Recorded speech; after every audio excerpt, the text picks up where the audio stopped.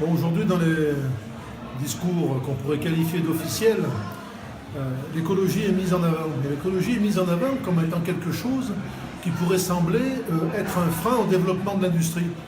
Ceux qui abordent cette question-là de cette façon, en fait, ils voient l'écologie comme un dogme. Alors qu'en fait, l'industrie, elle n'a pas vocation à être quelque chose qui pose des problèmes aux salariés qui travaillent à l'intérieur, aux riverains ou alors à la planète. Pas du tout. Ce qui pose des problèmes à la planète, toute activité humaine de toute façon a une empreinte écologique. Ce qui pose des problèmes à la planète, c'est la gestion que les patrons en font d'utilisation de l'industrie. C'est ça le problème qui nous est posé aujourd'hui.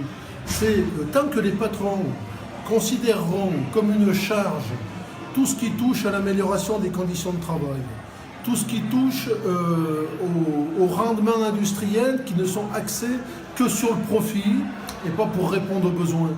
Tant que les patrons auront cette vision purement financière de l'industrie, il y aura un impact écologique important. Alors après, les militants que nous sommes, avec l'expérience que l'on peut avoir de plusieurs décennies au sein de l'industrie, on est aussi là pour porter un message qui consiste à dire les spécialistes de ces questions, il ne faut pas les chercher à l'extérieur de l'industrie. Oui, bien sûr qu'il y en a qui ont un savoir, qui ont une science à l'extérieur de l'industrie. Mais ceux qui sont au fait de ce qui se passe précisément au plus près du terrain de l'exploitation, c'est ceux qui travaillent au sein des industries. Voilà. On peut être opérateur de la chimie et être tout à fait conscient du risque que peut avoir ou de l'impact écologique que peut avoir les produits que nous fabriquons.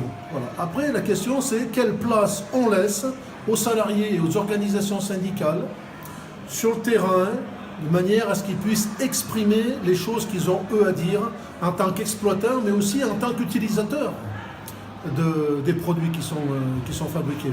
Parce qu'on les fabrique, mais on les utilise aussi. Voilà. Donc il faut arrêter aussi, et puis on est aussi là pour constater que quand nos patrons nous disent qu'ils ont réussi vraiment à augmenter les marges, parce qu'ils ont augmenté les prix de vente beaucoup plus vite que l'augmentation des matières premières, on leur dit que nous, ça ne nous fait pas forcément plaisir. Parce qu'augmenter les prix de vente, on est aussi consommateurs. Voilà.